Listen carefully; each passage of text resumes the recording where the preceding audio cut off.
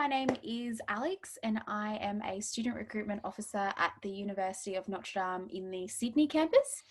Today we're going to be doing a presentation on Aboriginal studies with the Country Immersion course. Today with me we have Gillian Kennedy, who is a lecturer and coordinator in the program. We also have Dwyer, who is the Associate Lecturer and Research Fellow. And we also have Michael Wade, who is a prospective students advisor from our Fremantle campus.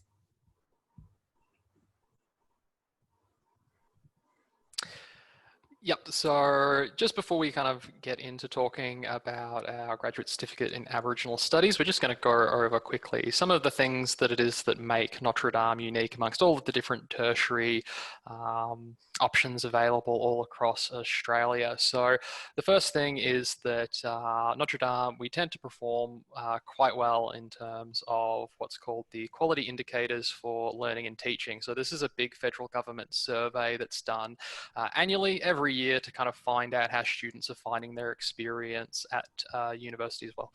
It also surveys graduates too. So currently in the whole of Australia, Notre Dame, we're rated #1 for both learner engagement, skills development, student support, as well as teaching quality. So a big focus of Notre Dame as part of our teaching is a holistic approach. So small class sizes and really getting to know your lecturers and your tutors over the course of your studies so that they can, best support you in your learning, and that tends to have good outcomes for our students and their experience with us. We'll go on to the next slide. Now, some of the other things as well that make us quite unique. So we are a national university. So we've got three campuses, which we've kind of already mentioned, but we've got one in Fremantle, one in Sydney, and then we've also got our Broome Campus. And our Broome Campus is where the grad cert that we'll be talking about is largely facilitated through. Offers a lot of opportunity for cultural immersion, but it's also got online study elements, so people from all over Australia can study it. Other elements, so as part of our learning, you also learn from experts in their field. So all of our academics, they're highly knowledgeable about the subjects that they're teaching on and are able to best guide you as part of your learning. We also have, as part of our postgraduate options, the opportunity to progress into research degrees if that's something that you're interested in. So we've got a variety of different masters as well as doctoral level options for you if you are wanting to study. Those that are both for people that already have a research background, as well as those that have maybe a bit more professional experience and are looking to start to move into more academic research and are looking to gain those skills along with conducting the research. And then finally, as I said, we have a holistic approach to our learning as well as our application process as well. So all of our applications, they're hand reviewed by our admissions officers. They're then passed on to the schools that facilitate the programs, and the schools review them as well. So there's a lot of eyes that pass over applications. So make sure that you're assessed based upon the whole of you and not just, say, academic capabilities and things like that. But yeah, and that extends, as I said, into the teaching as well through our small class sizes and holistic learning focus. We'll now move on to the next slide, and I'll pass over to Gillian and Anna, who can talk a bit about the Broome Campus. Okay, Anna, did you want to talk about the Broome Campus? You've got your mic on mute. Yes, yes, I'll talk a little bit about Notre Dame University Broome campus. The university sits in the land of the Yaru people. Before it became a university, it used to be the Nulungu College in 1975, I think it was. But Nulungu College was a boarding school for the Aboriginal Kimberley students that used to board in this place. And it used to have a girls and boys college separately. And the reason why they had all these Aboriginal students boarding in this school, the Nulungu College, before it became Notre Dame University, only because families in the Kimberleys didn't want their children to be sent to Perth or to the cities. They wanted to be more familiar, somewhere closer to home. And now it's the University of Notre Dame, and it has a lot of students come to this place all year round when they do their units, and they, you know, the education that they provide is around country, culture, language, Aboriginal well-being and health, education, learning, and sometimes cultural security. So they use this place for all these topics for teaching. The student, they also have a student village in the hostel, which accommodates about sometimes 20 to 30 people. And the village is contained a self-contained unit, and sometimes a lot of people from remote communities come to do their studies, and a lot of people from Fremantle and Sydney, they stay for 2 or 3 weeks to continue their studies in the topics that they want to do based in the university. Nearby, we have lots of fishing places in Broome, lovely sunsets. We have cafes, restaurants. We don't want to encourage people about the pubs, but they're there. We have a historic picture theatre that's been running for 100 years, and a lot of local people remember this place. It's still running today, and it's the oldest, I think, the oldest cinema in Broome.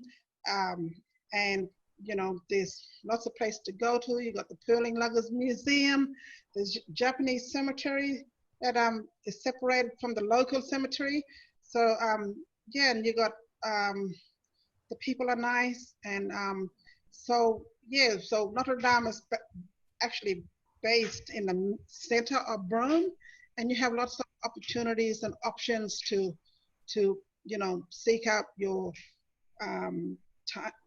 time when you want to do things. You know, it's Broome has an historical history around pearling and with pearls, and a lot of local people's stories around, you know, what they remember of the different changes that happens around Broome. So yeah, Notre Dame is the center of all these amazing stories and that's surrounding the university, which binds people together in this one place. Okay, so I am the coordinator of the graduate certificate. So Anna and I work closely together, especially for the on-country immersion aspect. And it's a pretty special program. You can do it part-time in a year. We offer 1 course per semester. Basically, it's an online situation. But then probably the best part of it, or the flagship element of it, is the immersion program that we have based in Broome. And as Anna just described, the Broome campus is such a beautiful place to study. It's gorgeous grounds, and you know, Broome itself is a beautiful town. And this picture here on the screen is, some people might recognise the man in the middle with the big beard. His name is Senator Patrick Dodson. So he's a local Yawuru man. So Yawuru being the traditional owners of Broome, he is somebody who we bring in every year to teach some of the topics on the Broome campus. But then we have other people who we bring in for various topics while we're based at the Broome campus.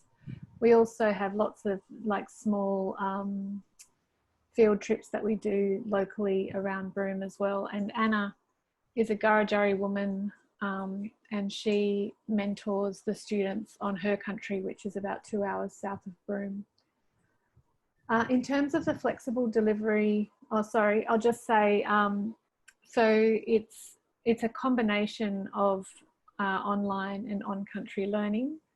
there are set times for the semester online parts of the course, but elements of it are recorded so you can listen to it after. I'll talk a little bit more about the structure of the course later, but it's flexible, you know, but there's also structure to it. So yeah. So I'll tell you a little bit about me first. So yeah, I grew up in Sydney, but I haven't lived in Sydney for about 15 years now. I moved to, sorry, my dogs are barking, I don't know if you can hear that. I moved to Broome, to the Kimberley in 2007, and I worked in a small remote Aboriginal community there as a primary school teacher. And then I started working with Aboriginal rangers on an Indigenous protected area. So I'm a teacher, but then I've also been working at Notre Dame for about 9 years now as a lecturer in Aboriginal studies. I work with Anna. We both work at the Nulungu Research Institute. So we do research and teaching.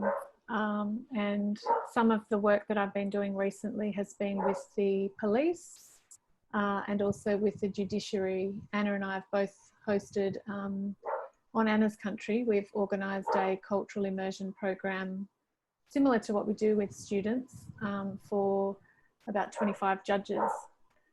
So yeah, we've been building this program over the last few years.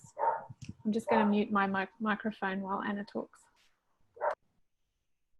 Anna, please tell us a little bit about yourself. Yes, yes, I will. Thank you. Well, my name is Anna Dwyer, and yes, I am a Gurudjeri woman. I come from 190 kilometers down south from Broome. I've been raised in a place called Bijadanga, and I'm very culturally driven when I for my community, and I've did my schooling in Broome because we didn't have any school in our community, so we were normally all our kids used to get come down to Broome to do their education. I went to Nulungu College only for a couple of weeks, which is the college that is in Notre Dame today. But my mother took me out of there because she was a strong Aboriginal woman who said, no, you cannot school here. And I asked her why, and she said, only because you won't learn anything because you've got too many cousins at the same building. And so she moved me to a school in Broome District High. Yeah, and over the years, as I grew older, I've studied in Bachelor College in Darwin, and I've completed my studies around Australian languages and linguistic studies. So I'm a qualified interpreter. So I do a lot of interpreting for aged care, hospitals, sometimes the courts when they call me up. So yeah. So, but I'm a researcher for Nulungu College. Did I say Nulungu College? Nulungu Research Institute, which is Nulungu Research Institute now. I've worked in this place for almost 11, I think it's going to 12 years now. I worked for Notre Dame and the Nulungu Research Institute. And yeah, I have a lot of experience around teaching two-way systems, whether it's mainstream or cultural systems. I did a lot of research projects, and I have a lot of publications out there.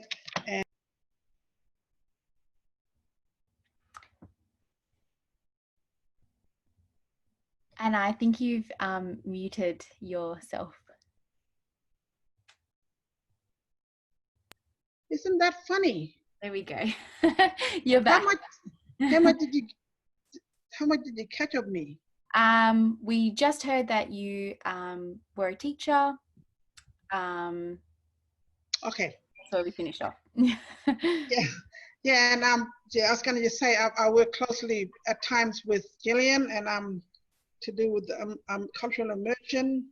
And usually we both design the program with other people, that gets involved. And I can remember the first one when we took the Portland students for the very first time to my country, and it was an eye-opening experience for them.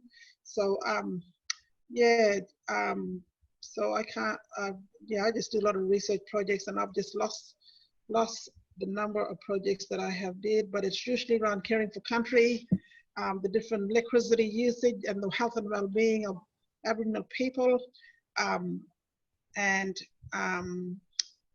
climate change. I did one on climate change, the adaptation, what Aboriginal people think, how they adapt to the change of country and land.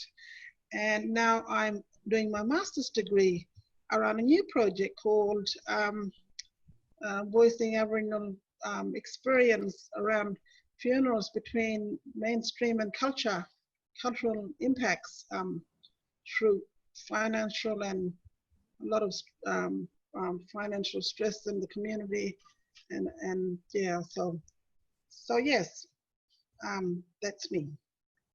Thanks so much, Anna.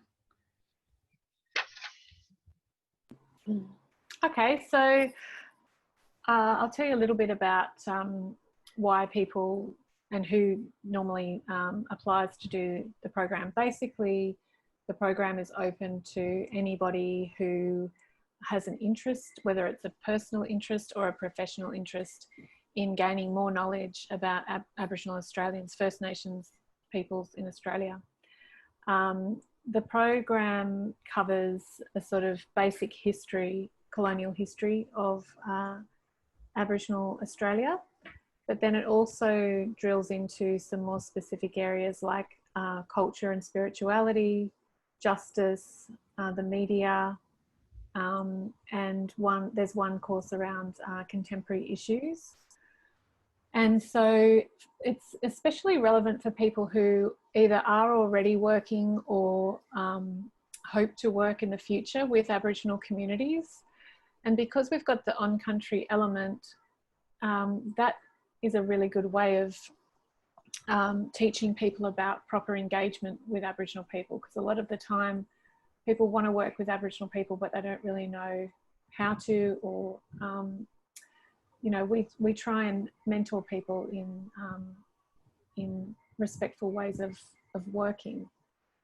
And Anna's country, the people that we visit on Anna's country are amazing. They're so welcoming, and Anna herself has so much cultural knowledge. We teach people about, well, maybe you can tell people a little bit more, Anna, about the things that we actually teach the students on country. Did you want to say a little bit more about that? Yes. Yeah, so when we have our students with us out on country, we, teach them the different types of protocols and what they expect when you're on country. We talk about history. We talk about, we show them how to do, bush medicines methods. We have my sisters and my family will be the ones who the teachers how to go out on country to spot what is a bush tree, what is the necessities for any medicine, bush medicine, and even food sources. We, for example, I can remember one year we wanted a fire to be done, and one of the students asked if he could help to go get some wood, and without me thinking, I said, yeah, no worries, thank you. You can go get the wood for me. And then he came back, and then when I looked at the woods that he actually collected, I had to quickly, he was going to throw it in the fire, but I quickly had to say, no, that is the wrong one. You are actually putting poison wood on there. So, which he did not know. And I've just gave them a little bit of lessons on how to spot what is a healthy wood and what is a unhealthy wood and what is the where you get sick from and stuff like that. So there's a lot of cultural teaching around them sort of stuff. So even for we teach them the social networking of the complexity of our kinship systems, of how we work every day with our lives, and how it can be complex when it comes to having the in-laws and or a third person, how we we can't speak to our mother-in-laws and stuff like that, and how we organize ourselves with our funerals, our marriages, our ceremonies, and and just showing them how to throw a line, catch the big fish, and that sort of stuff. So the education that we teach on country is really can be very educational, especially when we talk about history, because our country is very rich with a lot of stories, and it also represents the days around how Captain Cook came into our land in Bijadanga and have actually unloaded in our bays, and we talk about the massacre stories, and there's good stories, bad stories. So we hold our land is rich with stories, and sometimes we wonder how we can share this through education, and for our young people in the future to acknowledge about decolonizing the educational system, and how we work as people in our community. And it's not just the cultural immersion. We do all kinds of things in our country, like how Gillian has mentioned before. When we took the judges out there, they were given the same process and taught the same process of our kinship system. We have a scenario game that we play, that they be an Aboriginal ranger for the day, or they be an Aboriginal person for the day, how it's complex, how they have tags of their skin grouping names, and how they have to organize themselves by marrying somebody else, and with that system. And it was funny that some people, they couldn't get it at times, but they gave it a go, and we have fun. It's all about fun. It's all about relationship. It's all about having a good time and being relaxed, and most importantly, it's about getting something out of it when you're in these type of immersion trips that we teach. And students are welcome to join anytime, because I think it's a good thing, because it also gives them the connection, how to get ready to become a person. If they want to work in the Kimberleys, then they are ready for it, to understand what they're ready for in terms of the different language groups in the Kimberleys, because we have 33 languages in the Kimberleys, and we are 4 in our community. So there's a lot of learning things that we could share and teach every day. So I think people are welcome to join. Thank you.